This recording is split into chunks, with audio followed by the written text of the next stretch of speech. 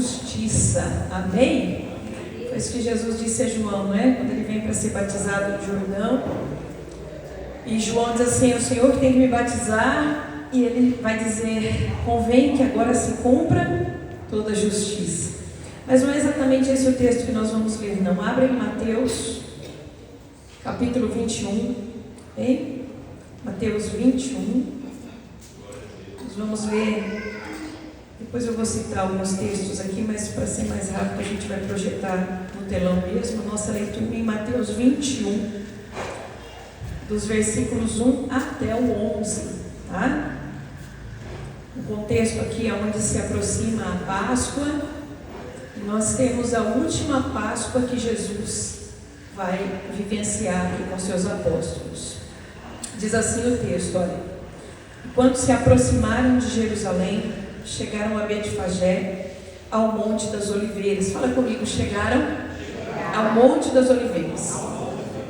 Aí olha que interessante. Enviou então Jesus a dois de seus discípulos, dizendo-lhes: ide à aldeia que está de fronte de vós, e logo encontrareis uma jumenta presa, e um jumentinho com ela.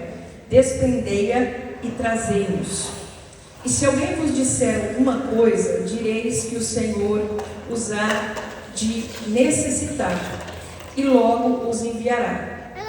Ora, tudo isso aconteceu para que se cumprisse o que foi dito pelo profeta, que diz: dizei à filha de Sião: eis que o teu rei vem a ti, manso, assentado sobre uma jumenta, e sobre um jumentinho, filho de animal de carga. E indo os discípulos, fazendo como Jesus lhe ordenara, trouxeram a jumenta e o jumentinho, e sobre eles puseram as suas vestes, e fizeram-no assentar em cima. E muitíssima gente estendia suas vestes pelo caminho, e outros cortavam ramos de árvores e os espalhavam pelo caminho. E a multidão que ia adiante e a que seguia clamava, dizendo: Hosana ao filho de Davi. Bendito o que vem em nome do Senhor, hosana nas alturas. E entrando ele em Jerusalém, toda a cidade se alvoroçou, dizendo: quem é este? E a multidão dizia: este é Jesus, o profeta de Nazaré da Galileia. Pai, continua falando conosco nesta noite, manifestando a tua graça por meio da tua palavra. Que o Senhor venha trazer ao nosso coração aquilo que está preparado no teu coração neste dia, Pai. Desde já eu repreendo todos os obstáculos, todas as oposições, tudo aquilo, Senhor, que se levanta contra a tua palavra nesta hora. O amarro e repreendo desde já. Que o Senhor possa trazer sobre nós, possa trazer ao nosso espírito a revelação que vai nos edificar, a revelação que vai nos sustentar nesta semana, em nome do Senhor Jesus. Amém, queridos? Então esse é o nosso tema: ele cumpriu toda a justiça. E aqui, caminhando dentro do nosso projeto de vida, eu acredito que essa mensagem vai nos trazer mais uma base, vai nos trazer um pouco mais de respaldo para que continuemos projetando dentro dos propósitos do Senhor. E vamos ver que Jesus cumpriu todo o propósito do Pai, todo o projeto do Pai. Ele cumpriu toda a justiça. Quando a gente fala projetar dentro dos propósitos de Deus, se você simplesmente ouvir, de maneira desatenta, pode parecer uma coisa simples e fácil, mas não é assim. Todo propósito, todo projeto envolve o sacrifício, envolve a dedicação. E por isso, queridos, que muitos depois reclamam porque não houve o resultado. Porque nós temos que estar atentos neste tempo. O resultado pode não acontecer primeiro no momento que você queira, porque Deus tem o tempo certo para todas as coisas e é importante que as nossas petições estejam diante dele. Então, se quem pede mal não recebe, imagine quem não pede, Não preciso nem dizer para você. Agora, o tempo é do Senhor. Há pessoas que às vezes testificam a realização do projeto antes de virar o ano. Outros vão ver a realização no ano que se segue. Outros, queridos, nos anos subsequentes. Porque o tempo é do Senhor. E se está colocado diante dele, no tempo certo virá. Então, essa é uma possibilidade. A segunda possibilidade, essa possibilidade não depende de nós, né? Ela é do Senhor. A segunda possibilidade depende de nós. Às vezes pode não acontecer por faltas nossas, né? Por isso que eu estou dizendo, e aqui entra o plano da mensagem. É importante estar atento, projetar, e não apenas agora ouvir as ministrações, mas no decorrer de todo o tempo, de todo o ano. Porque o Senhor vai dar as estratégias, Ele vai dar os caminhos para cada um de nós, porque os projetos de cada um são diferentes. Mas através de uma mesma palavra, Deus vai falar de maneira multiforme, direcionando, orientando, para que possamos chegar ao êxito, ao propósito. Então hoje a gente vai falar um pouquinho, né, da maneira como o Senhor Jesus, Ele cumpriu tudo aquilo que estava determinado. Aí é uma mensagem bastante interessante, fique atento aqui com ela. Nós vamos dentro do contexto que acabamos de ler, né, nós vamos perceber que a Páscoa, ela se aproximava. Sempre que nós falamos da ceia, nós vamos nos lembrar, né, da Páscoa. E é interessante, acho que cabe até mostrar, eu mandei para você, pode projetar agora, o pessoal dá uma olhada, eu vou voltar um pouquinho, só para dar um detalhe para vocês, o quão importante é entender o que Deus está falando e fazer conforme Ele está direcionando, que eu acabei de dizer para vocês.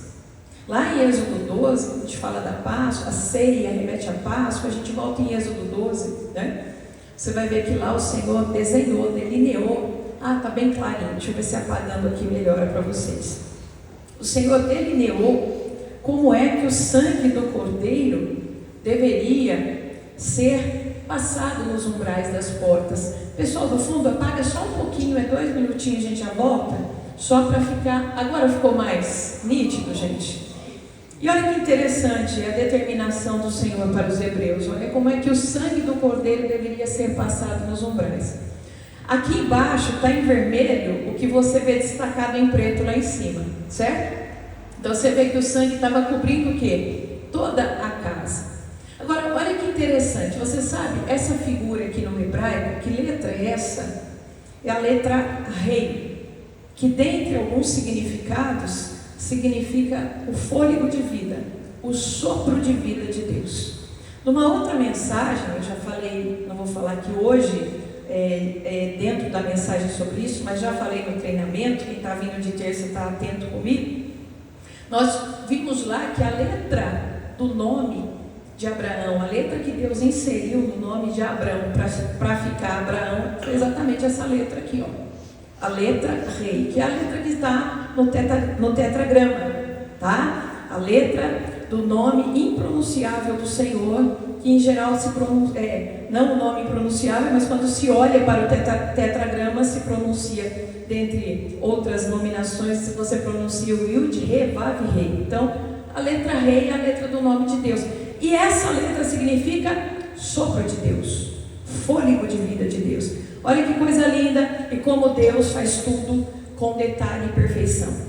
Sabe por que o anjo da morte não entrava nas casas que tinham esse sinal? Porque quando o anjo da morte passa pelo Egito, e é óbvio que o mundo espiritual conhece o hebraico, ele está lendo sobre essa casa aqui o seguinte: aqui o fôlego de vida de Deus está presente, não há espaço para morte. Quem entende, diga glória a Deus.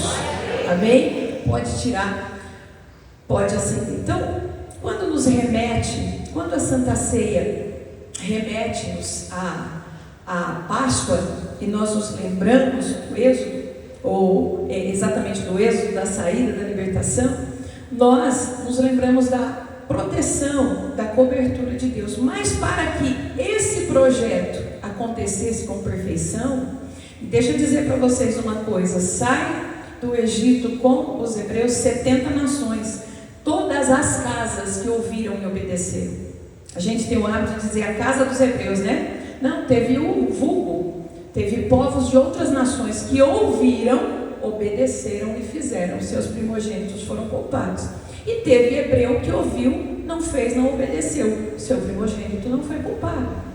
Porque a bênção está, queridos, na obediência. obediência. E assim foi lá há milênios atrás, e assim é hoje na nossa caminhada. Deus desenha para nós.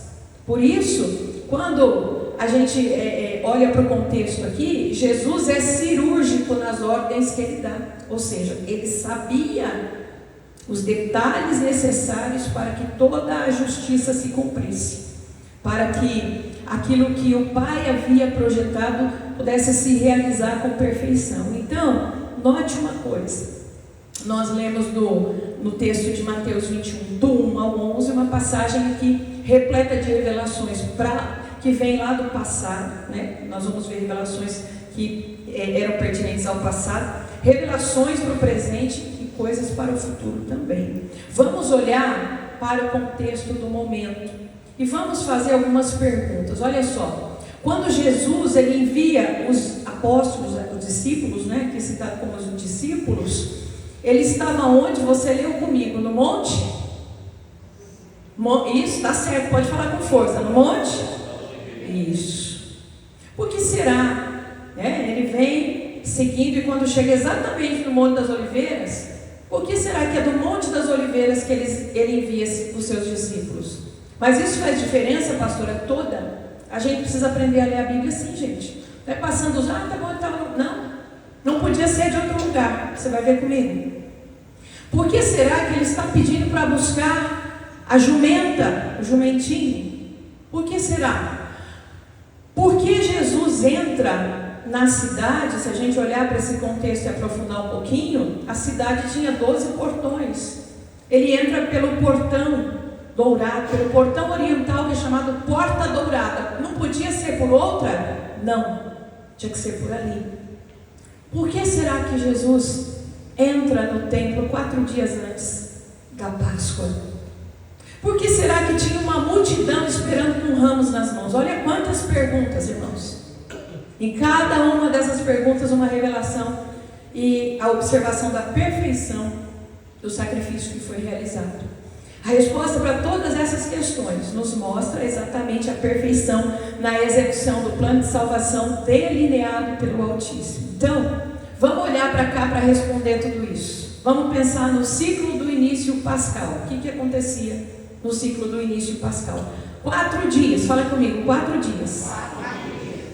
4 dias antes da Páscoa, o sacerdote descia a uma cidade específica, ele descia a Belém. E Belém significa a casa do pão, sabia disso? Se você lembrar da história de Ruth, a Moabita, que casa-se com Boaz, que vem lá da linhagem, vai gerar a linhagem do rei Davi, você vai se lembrar que a sogra de Ruth sai de Belém, terra do pão, porque ali havia um momento de carestia, de necessidade. Mas Belém era a casa do pão. Jesus nasce onde mesmo, igreja? Belém. E olha que interessante, em João, no capítulo 6, versículo 48, ele é até rejeitado por essa pregação. Ele vai dizer assim: eu sou o pão da vida. Comece a entender por que ele nasce exatamente em Belém, na casa do pão, porque ele era o pão da vida.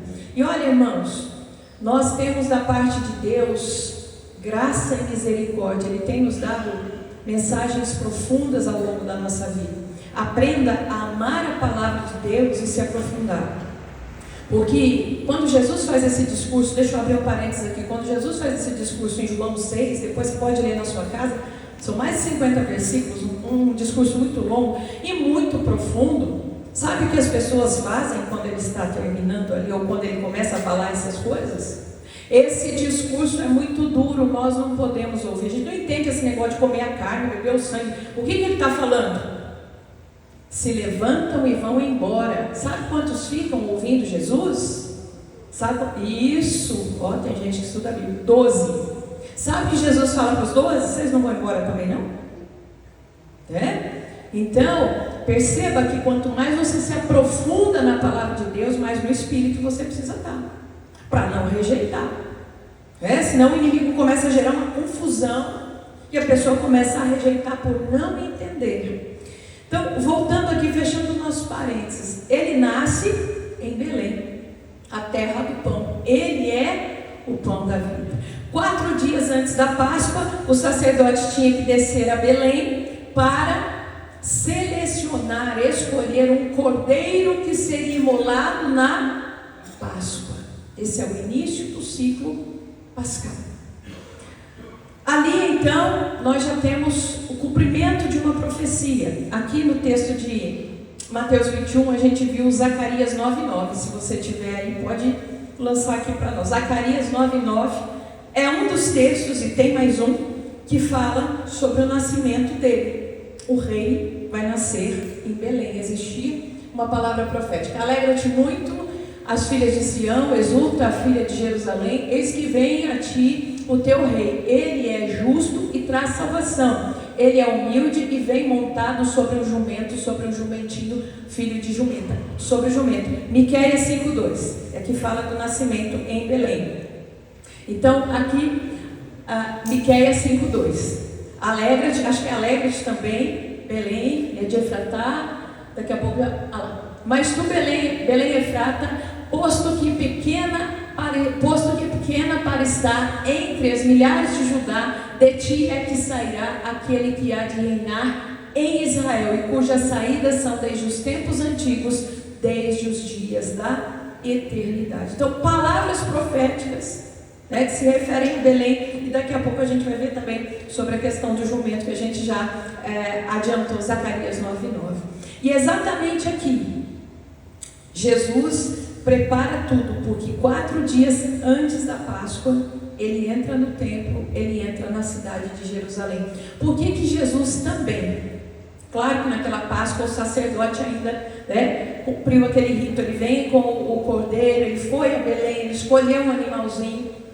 Mas o que nós destacamos aqui não é a passagem do sacerdote com aquele animalzinho que se fazia todos os anos, mas Jesus, ele entra também 4 dias antes pela porta dourada na cidade de Jerusalém. Por que que ele entra ali 4 dias antes, gente? Ele é o que de Deus? Ele é o que? Cordeiro de Deus. Como disse João, daqui a pouco a gente fala aqui, também não foi à toa que João disse. João disse porque ele é uma pessoa chave para selecionar, para bater o olho e dizer, esse é cordeiro. Você vai, daqui a pouco eu chego lá com você. Mas Jesus, o Cordeiro de Deus, ele está cumprindo, ele está entrando 4 dias antes pela porta dourada da cidade de Jerusalém. O sacerdote, ao voltar com o cordeiro selecionado, devia voltar para Jerusalém e entrar. Aí, começa a entender uma das perguntas lá também. Ele deveria entrar por um portão específico. O sacerdote que vinha com o animalzinho anualmente, ele não podia entrar por qualquer portão. Ele entrava pelo portão oriental, ele entrava pela porta dourada. A cidade ali já estaria lotada, gente. Por que que tinha uma multidão lá? A gente está respondendo agora as perguntas. Olha, por que que tinha uma multidão lá?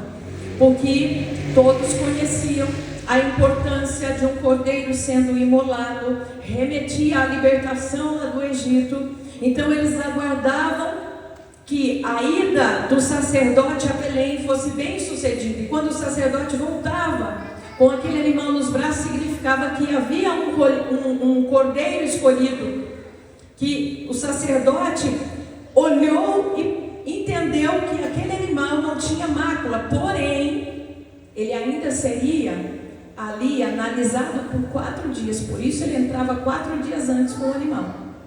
No primeiro olhar, ele via a perfeição, não tem mácula, levava aquele cordeiro, mas ele ainda seria inspecionado, essa é a palavra, ele seria inspecionado por 4 dias ali no templo pelos sacerdotes.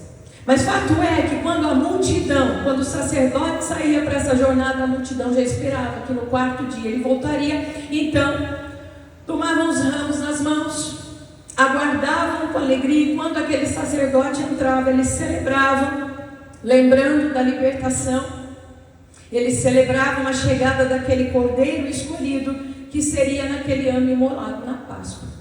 O cordeiro escolhido, quando o sacerdote descia a Belém, muitos cordeiros estavam lá, mas um cordeiro era escolhido. E aí eu vou dizer para você, Vamos lembrar do texto de João, capítulo 1, verso 29, quando João Batista, falei agora há pouquinho, a primeira vez que ele coloca os olhos em Jesus, como é que ele define Jesus? Isso, agora vamos falar com força de quem almoçou bem hoje. Vamos lá? Isso, Cordeiro de Deus que tira o pecado do mundo. Por que João, ao avistar, não disse outra coisa a não ser eis o Cordeiro? Lembra que João vem de uma linhagem sacerdotal. O pai de João era sacerdote.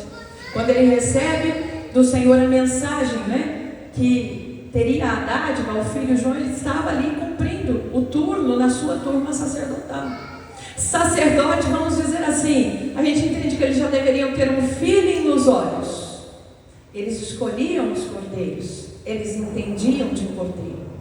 Quando João, que foi um homem ali que veio, com o propósito de Deus de preparar o caminho, ele bate os olhos em Jesus e ele fala: é o Cordeiro de Deus, é o Cordeiro escolhido. Ele não sabia o tempo, o momento, mas ele já sabia. Então é exatamente por isso que João vai denominá-lo assim, porque ele vinha de uma linhagem sacerdotal. A Bíblia especifica que Jesus estava no Monte das Oliveiras. E por que será? Perguntei lá atrás. Por que tinha que ser do Monte das Oliveiras? Não podia ser de um outro ponto. Porque o Monte das Oliveiras, meus irmãos, ele está de frente com o portão oriental. Ele está de frente com a porta dourada. E vamos ver se você está prestando atenção na mensagem. Lembra? Por onde o sacerdote devia entrar com o cordeiro? Pela porta? Exatamente isso. Então, quando Jesus está falando com os discípulos, ele está de frente com o portão oriental, com a porta dourada. E ainda, queridos, mais um detalhe. Por que na porta dourada? Além de ser por ali que o sacerdote entrava para inspecionar o cordeiro, Ezequiel, agora vamos projetar, Alexandra, 44, 1 e 2 de Ezequiel. 44, 1 e 2 de Ezequiel. Falava, profecia cumprida. Eu falei que essa palavra fala de profecias do passado, Falava que quando o príncipe e o rei passassem por este portão, lembra que eu disse? Os sacerdotes passavam todo ano. Mas quando o príncipe passasse por este portão, esse portão seria selado, ninguém ia mais passar. Olha o que está lá, Ezequiel 44, 1. Então me fez voltar para o caminho da porta exterior. Então me fez voltar pelo caminho da porta exterior do santuário, a qual olha para o oriente, e ela estava fechada. O 2. E disse-me o Senhor: essa porta ficará fechada, não se abrirá, nem entrará por ela homem algum, porque o Senhor Deus de Israel entrou por ela, por isso ficará fechada. Olha que interessante, há alguns anos atrás eu estava falando com o pastor, um amigo compartilhou comigo uma dúvida, e ele disse que assistindo um programa sobre Israel, viu a porta dourada fechada. E ele disse assim, foi comentado que, mais ou menos assim, faz bastante tempo que ele falou, mas era mais ou menos assim, foi comentado que perto, nas proximidades ali, mais à frente da porta dourada, um segmento religioso colocou um cemitério, que inclusive hoje pesquisando eu vi que é um cemitério muito antigo que está lá, E especula-se que eles colocaram aquele cemitério ali porque judeu não pode tocar no morto. Então eles dizem assim, bom, há uma profecia, porque eles entendem que essa profecia está por se cumprir, e eles dizem assim, então quando ele vier, ele não pode entrar pelo portão dourado. Essa parte da profecia não pode ser cumprida, porque não vai poder passar pelo meio dos cemitérios. Mas eles não sabem que ele já passou. E essa foi a pergunta do meu amigo. Disse assim, ele não passou? Ele já passou. E aí, desde aquela época, eu não tinha tido tempo para me debruçar sobre isso. Agora, nessa mensagem, me lembrei da pergunta, e de fato, ele está certo. Jesus entrou pela porta dourada. E existe sim a profecia, nós sabemos, que quando ele vem, coloca os pés no Monte das Oliveiras, o monte se fende. E se ele quiser entrar de novo por esse portão, irmãos, quando o monte se fende, abre-se, há um terremoto, não vai restar nada, o que tiver pela frente é removido. Mas importante a gente salientar que a profecia se cumpriu. ele passou. Por quê? Existe um dado, meus irmãos, histórico, de que depois que Jesus entrou, foi a última vez que o sacerdote passou por ali com o cordeiro. O portão se fechou e nunca mais se abriu. Palavra que já estava em Ezequiel 44, 1 e 2. O rei vai passar. E quando ele passar, esse portão vai se fechar. E de fato se fechou. O rei já entrou pelos portões conforme a profecia. Você pode dizer glória a Deus? Deus é fiel. Ele estava montado em um jumento, conforme as profecias que nós já vimos. Miqueias 5:2, Zacarias 9:9. Ele estava montado sobre um jumento. Por quê? Perguntei isso para você também. Porque todas as vezes que um rei se dirigia para uma nação em missão de paz, ele entrava montado em um jumento. Quando alguém via um rei entrando montado em um jumento, todos sabiam, não precisa de armas, numa guerra, ele vem em missão de paz. Se a missão fosse de guerra, aí sim ele entraria montado em um cavalo. Em sua primeira vinda, Jesus veio com missão de paz. Você quer ver uma coisa? Segunda carta de Paulo aos Coríntios, capítulo 5, versos 18 e 19, vai aparecer para você, eu vou ler daqui. Paulo está escrevendo assim, ó: e tudo isso provém de Deus, que nos reconciliou consigo mesmo por Jesus Cristo, e nos deu o ministério da reconciliação, isto é, Deus estava em Cristo reconciliando consigo o mundo. A sua primeira vinda é para reconciliar, a sua primeira vinda é para fazer a paz entre os homens que estavam distantes do Pai, entre os homens e Deus. Essa foi sua primeira missão. Ele entra em Jerusalém montado em uma jumenta. Agora, um parênteses para lembrar, em sua segunda vinda é diferente. Apocalipse capítulo 19 diz que ele vem montado em um cavalo, vem para a guerra, vem para guerrear, vem para destruir o anticristo, a besta, os seguidores lançados no abismo. Ele vem para reinar por 1000 anos sobre a terra. Você pode dizer glória a Deus? A segunda vinda ele vem num cavalo, mas a primeira ele vem montado em uma jumenta, anunciando o quê? A reconciliação do homem com Deus. Pastora, por que não de Deus com o homem? Porque Deus nunca deixou de amar. Porque Deus nunca afastou-se. Quem se afastou de Deus foi o homem. Isaías escreve, o Senhor dizendo: porque os meus ouvidos não estão agravados, fechados, meus braços não estão encolhidos, os meus braços estão estendidos, meus ouvidos estão abertos, mas os vossos pecados fazem separação. E você sabe que o preço a se pagar, o sangue de animais não é suficiente, o sangue de touros, de bodes não solucionava, o sangue de alguém da terra não solucionava. Então ele vem dando o seu sangue, e a reconciliação do homem que estava distante do Pai acontece, a reaproximação do homem com Deus o Pai.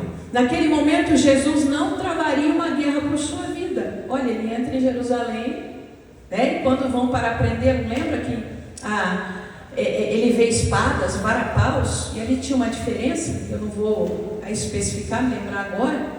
A guarda romana já usava as espadas, a guarda do templo usava os varapaus. Então Jesus diz assim: vocês vêm a mim com espada, varapaus. Eu estive todos os dias no templo ensinando, nunca fui um fugitivo, não me proponho a fugir agora, eu estava lá com vocês. Então ele entra em missão de paz. Ele não estava travando uma guerra pela sua própria vida, muito pelo contrário. João, no capítulo 10, verso 18, relata-nos que Jesus disse assim: ninguém tira a minha vida, eu a dou por minha própria vontade, e depois tenho o direito de tomá-la de volta. Então ele estava cumprindo toda a justiça, todas as características, observe isso, da chegada de Jesus são idênticas às descritas para o Cordeiro puro de Deus, aquele animalzinho que o sacerdote batia os olhos e falava: eu vou levar para inspecionar. E isso testifica o que, igreja? Que ele, Jesus, era o Cordeiro escolhido. Agora, seguindo o ciclo pascal, depois que o sacerdote tomava aquele animalzinho, levava 4 dias antes, lembra? E ele, entrando na cidade, vai para o templo para o quê? Para inspecionar o animalzinho. E olha como que na vida de Jesus se cumpriu toda a justiça. Durante 4 dias, Jesus passou pela inspeção. Começamos, nós olhamos e observamos inspeção dos fariseus, dos saduceus, que formavam o sinédrio, inspeção de Herodes, inspeção de Pilatos. Ele foi inspecionado por todos eles. Ninguém encontrou culpa. Você quer ver uma coisa? Na casa de Caifás, Caifás, ele era um saduceu. Saduceus, fariseus, essênios eram, além de partidos políticos, para você entender, eram denominações judaicas também. Como hoje a gente tem várias denominações de igreja, então essas eram as denominações que se reuniam em sinagogas, exceto os essênios, que eles ficavam afastados da sociedade. Então aqui, Jesus está dentro da casa de um saduceu, e ali também tinha fariseus, porque o sinédrio era formado pelos dois. O sinédrio era uma espécie de senado, como nós temos o senado aqui da nação, era o senado ali de Israel, era também um órgão governamental. Eles são os primeiros a inspecionar o cordeiro. E olha que interessante, o relato de Mateus capítulo 26, você vai lendo ali, mais ou menos na altura do verso 65, você vai encontrar um fato muito notório. Um pouquinho antes do verso 65, você vai ver que fariseus e saduceus estavam procurando falsas testemunhas, porque o cordeiro não tinha mácula. Então eles estavam procurando o que a gente hoje no ditado popular chama de pelo em ovo. Sabe o que não existe? Ovo tem pelo, irmãos? Não. Pelo em ovo. Eles estavam tentando criar histórias. E Mateus vai relatar que, embora eles tenham encontrado muitas falsas testemunhas, eles não conseguiam imputar culpa, eles não conseguiam colocar mácula sobre o cordeiro. Até que chega um ponto, versículo 65, que Caifás tem um ato, acho que isso faz parte também do desenrolar do mundo espiritual. Ele está tão irritado porque não consegue cumprir a sua meta satânica, que ele indaga a Jesus se ele era o Filho de Deus. E à medida que Jesus pouco falava nesses momentos, mas à medida que Jesus responde, ele rasga as suas vestes. Ele era o sumo sacerdote. Ele está rasgando vestes sacerdotais. Embora esse seja um costume, tem uma explicação também bíblica, porque que diante de um ato de constrição, de tragédia, o hebreu, o judeu, ele rasgava as vestes, muitas vezes tomava o pó, a cinza, como Jó fez, jogava na cabeça, dependendo da situação, raspava os cabelos. Atos de contrição, atos de abatimento, quebrantamento por uma tragédia.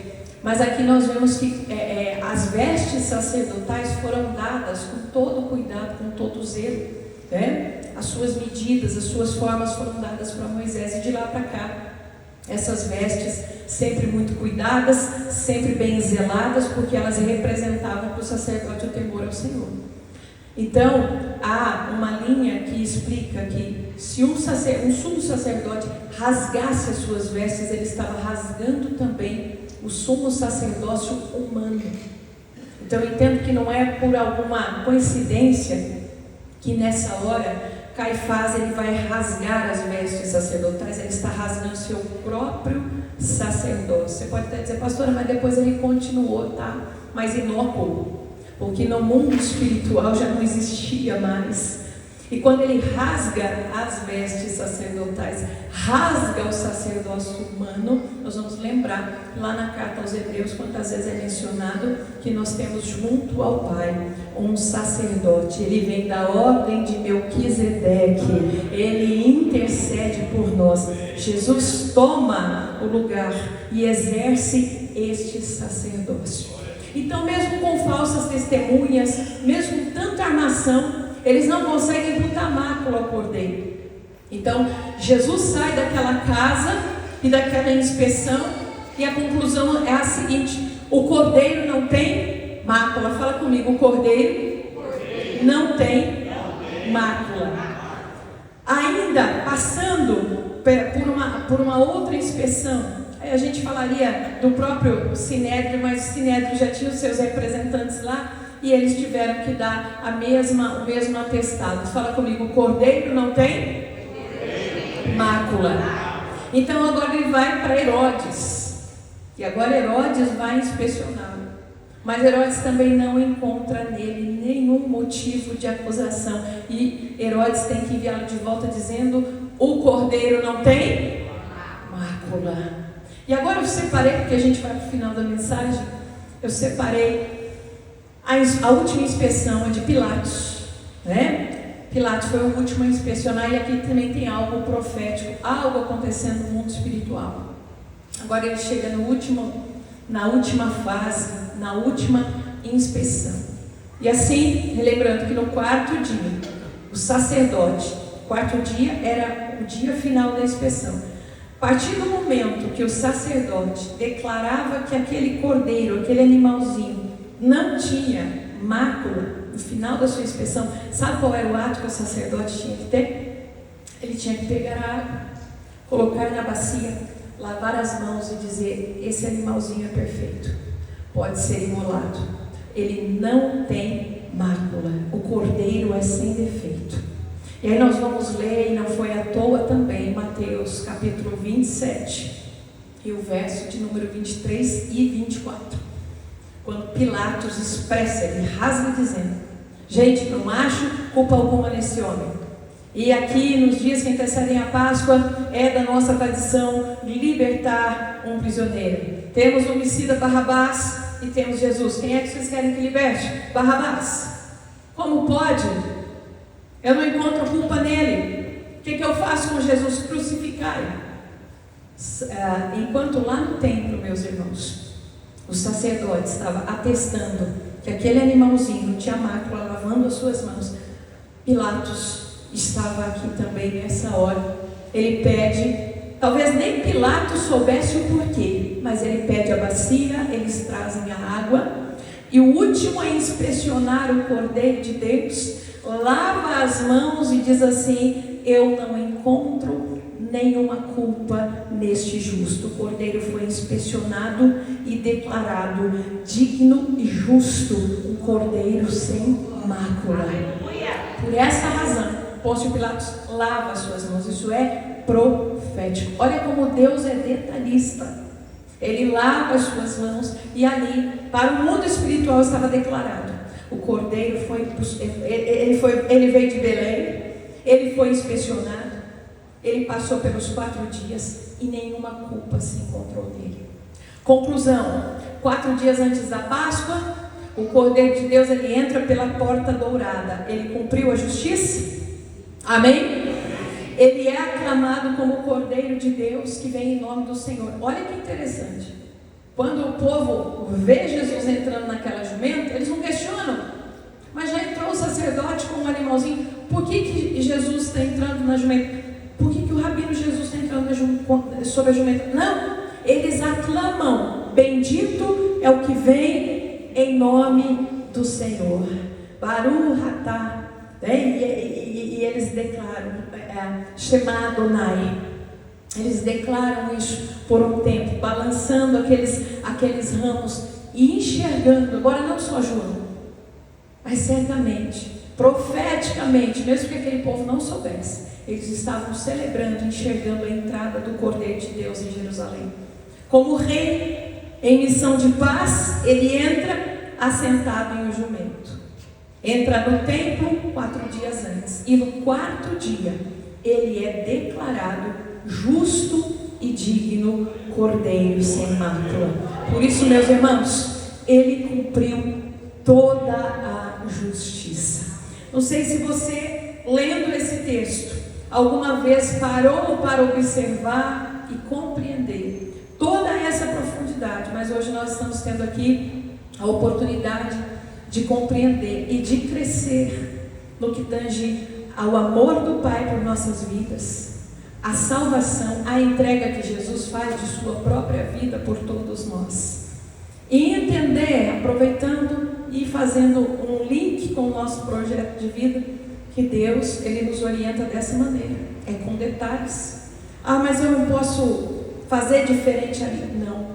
Cumpra toda a justiça e você será bem-sucedido e abençoado. Obedeça. O segredo da bênção está na obediência. Vou me despedir de quem nos acompanhar pelo YouTube. Deus abençoe vocês. Nós continuamos